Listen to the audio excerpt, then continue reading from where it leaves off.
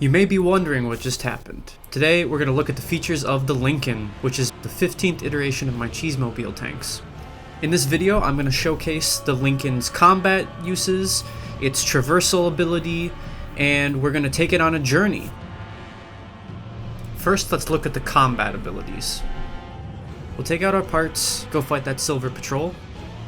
By the way, I wanted to see what it would look like without the menu pauses.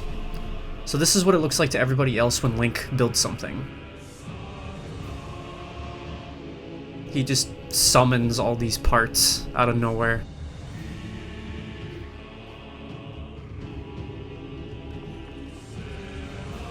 And while we're fighting these enemies, I'm going to show off a couple features. One of which was discovered by Blaze Alchemist, which is you run over everybody and then you use recall. We're going to try it this first time, but we're not going to end up hitting anyone. But the second time, you'll see what happens. That Bokoblin hit the U block and not the wheel. What you need when you recall is for them to hit the wheels, and it will one-hit KO them. So we're going to try it again. One hit that first one, and then we one-hit those three. Because they all hit the wheels as you recalled. But we've also got our high damage sword on the front that just two-shot that boss Bokoblin. And we've also got the small angle pulsed turret on the front. See, that Bokoblin was one shot. That has 3 lasers and a frost emitter. Next, let's look at the traversal abilities like jumping and carrying capacity. The next feature I'm going to show off is the ability to be pretty level while it's falling. That way you can always use recall on it in case you're going to make a bad fall. So you just saw me make a recovery there. I'm going to run over to the side over here and see whether I can land on the road or not. You need a lot of speed. That was really close. Phew! Watch when I hit it, the sword despawns. So the sword was pressed into the rock too hard. Like, that's how close I was. Build up some speed. Still not enough speed. Let's go back over to the right. I recommend weaving in a little bit of recall into the way you get around. You could also use recall right before you hit the ground to break your fall, but this doesn't really need it anyway. It just kind of bounces when it hits the ground. The next feature to show off is using the cargo space in the back of the Gloomdredger chassis. If you want to wear your Zonite armor, you could either put a ruby on your shield, or you can drop a wooden flint. It won't light a campfire, but the wood will stay on fire seemingly forever.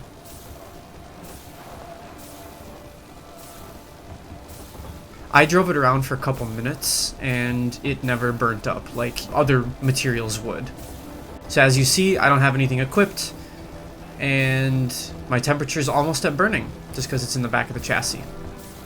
One thing to be wary of with this though is if you slow down while going down a hill, it will cause the log to roll towards Link and light him on fire. Like right now. And then he takes a lot of damage very quick. You can either drive up a hill to fix that, or just like pick it up and drop it again. And you can also use the cargo space to carry Koroks. They are electrified, so it's a little fun at the same time.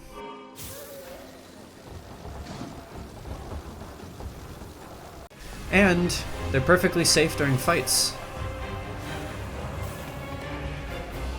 This Gloomdredger chassis and all of these large wheels can carry a lot of weight, as you can see by just adding an extra rotating wheel in the front. So they can handle pretty much as many things as you could attach in the back.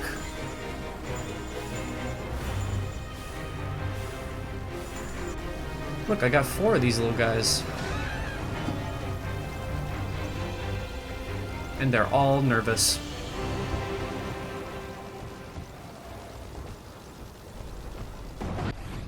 Look, they're perfectly safe.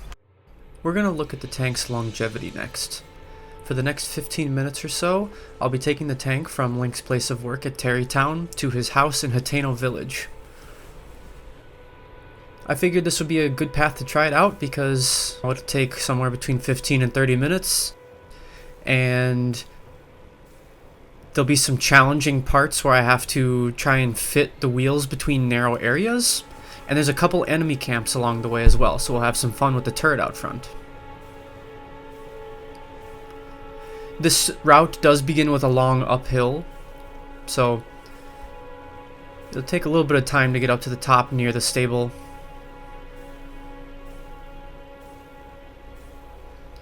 It gets the fastest on the steep parts when the large wheels lock up on the motors. Like the front one's locked right now, and on the steeper parts the back one locks up.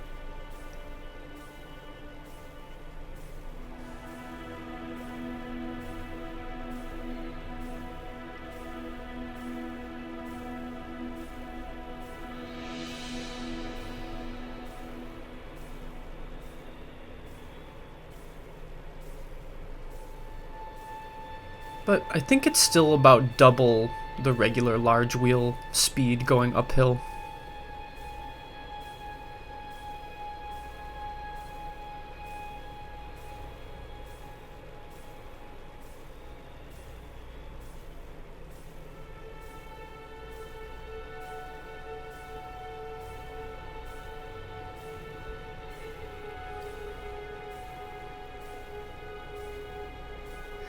Now that I know the recall trick on the large wheels, I'm sort of debating if I need that melee spinner anymore, especially since you could just have wheels and no weapons at all and still one-shot enemies by recalling and them hitting the wheels.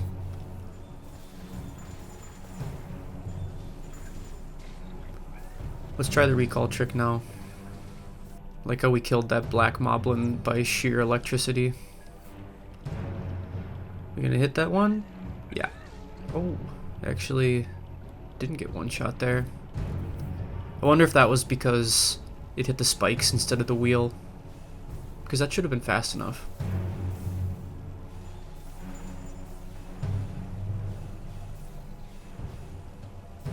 That moblin just killed that bokoblin.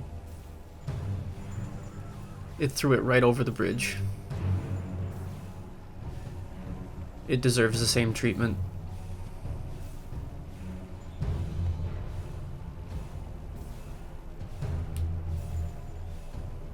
Bye-bye.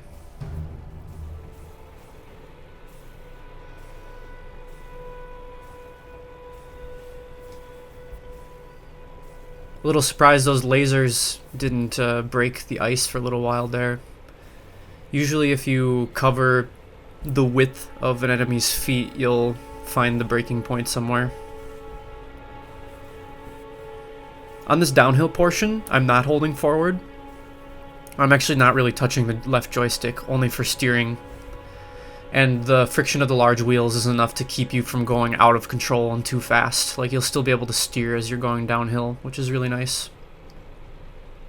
Here I'm braking a little bit to make this left turn.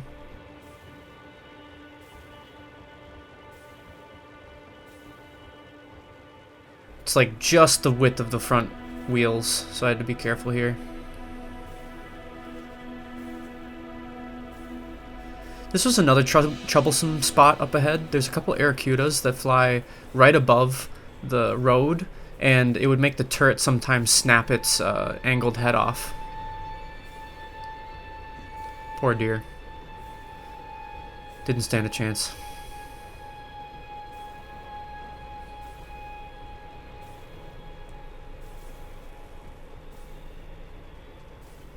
But yeah, this downhill part through the Linkoln forest is pretty fun.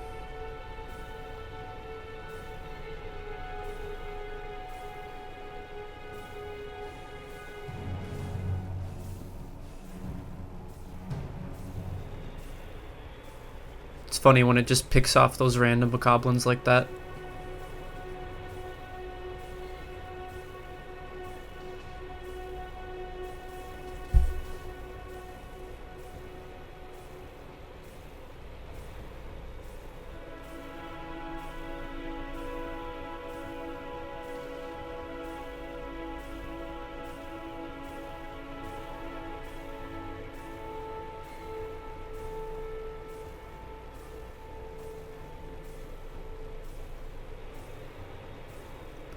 We gotta go across this bridge up ahead.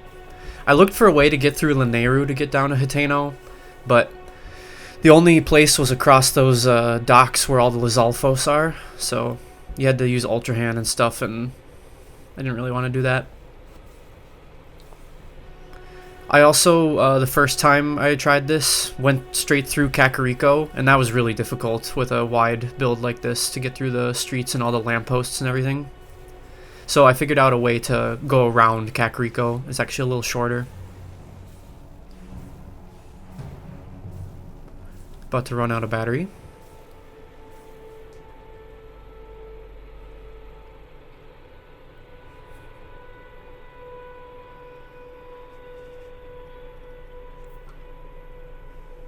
You can equip the third Zonite piece for faster recharging, and then equip the Thunder Helm right before. And bada boom.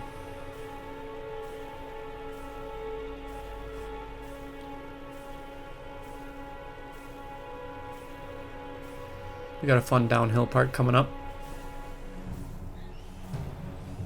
Not before it absolutely just kills everything it sees.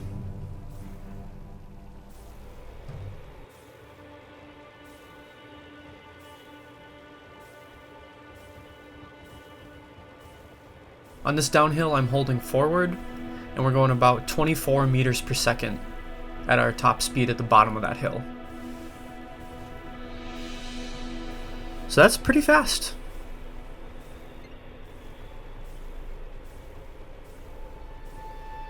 Now we're going to jump over the hill.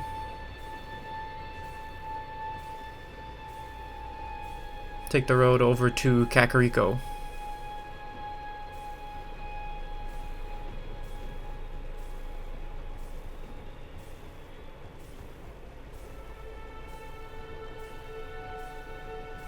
This is probably pretty comparable to the fastest horse.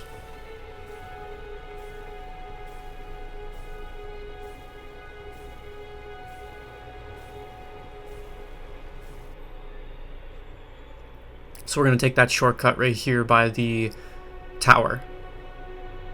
Come up the hill, jump over to the tower.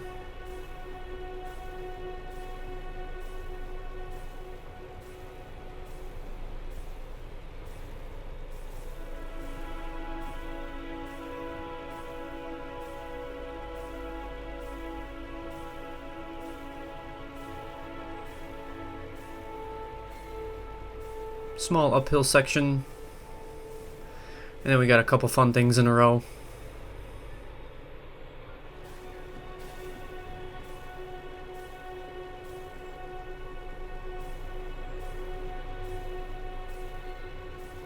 We go up this way next to the enemy camp. There's a chance that the head will pop off from the Aracudas.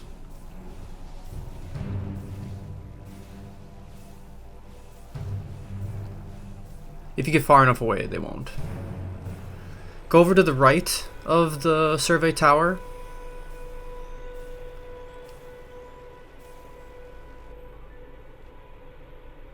See, I'm going the wrong way. I need to go to the right around it. There we go.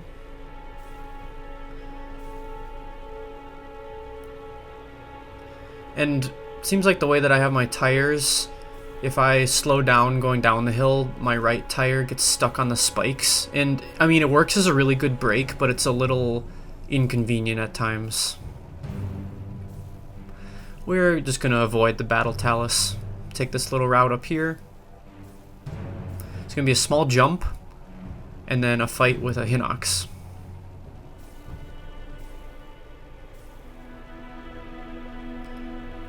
So I'm going to go over to the left here. Try and avoid those rocks. Perfect.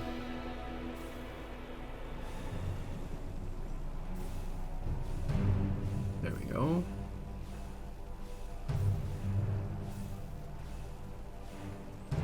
Can we do it before we run out of battery? I think we can. Oh yeah. I equipped the Zonite helm for fast regen.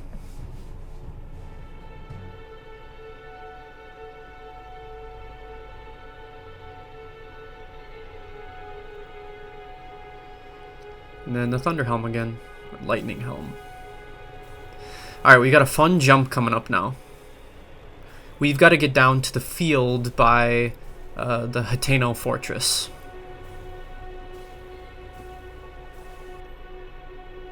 So we got to jump down that hill there.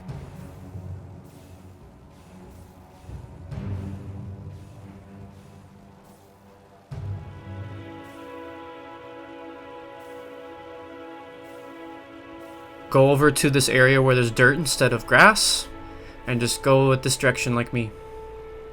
Get a little speed probably before you go.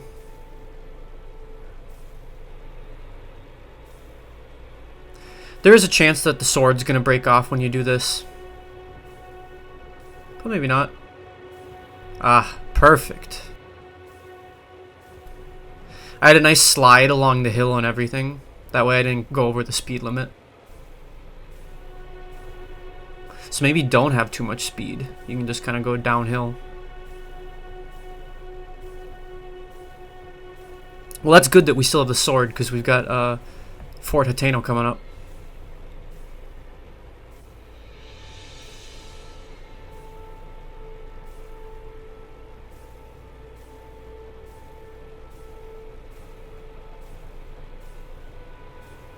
Such a bad road.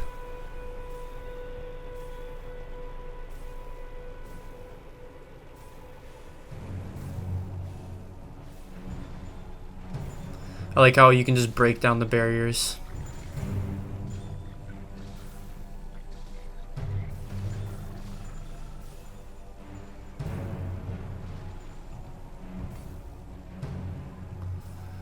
Can't quite choose who to focus at. It's doing a nice job of sweeping around everybody. I think the front motor got stuck on some stone.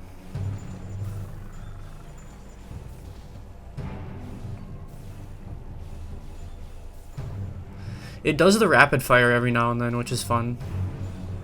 Like that. But it doesn't keep it for very long.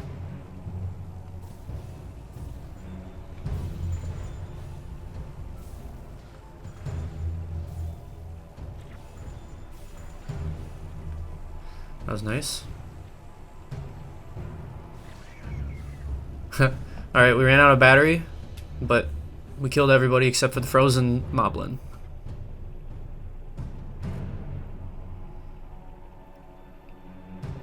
I think the sword broke off pretty early on either some rock or on a frozen enemy.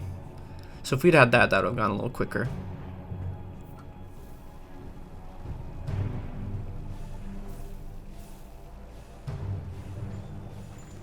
Bye-bye. And now, unfortunately, the gate is so low that our turret won't make it through.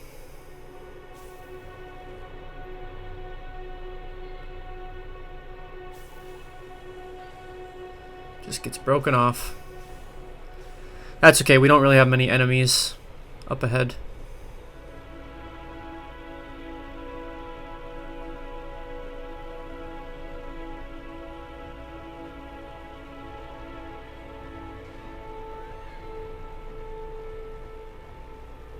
Now we have to navigate through the corridors of the Necluda region.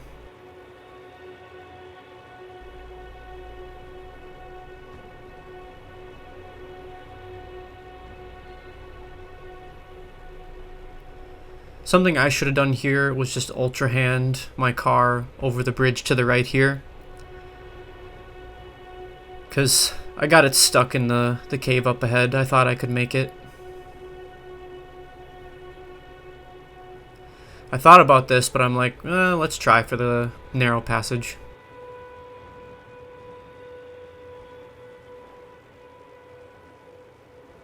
I skipped it, though, because it got stuck, and I rebuilt it on the other side, so, yep, we have our turret again.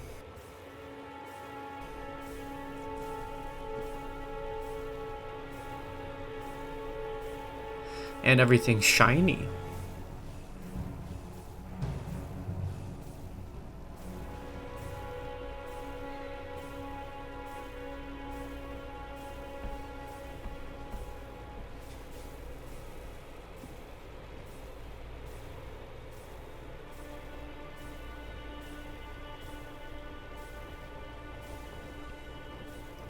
I think it's fun when the turrets see enemies way before I do.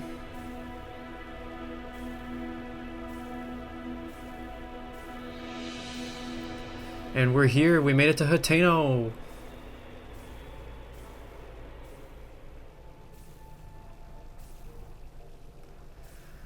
I tried to drive it in, at least until the bridge to Link's place. But all the people and objects started to make things break off. So I lost the back wheels. But we made it. We brought our car to our home.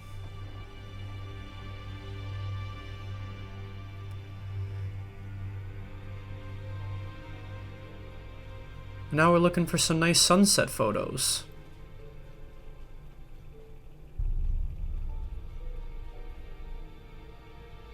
Thanks for watching, everyone.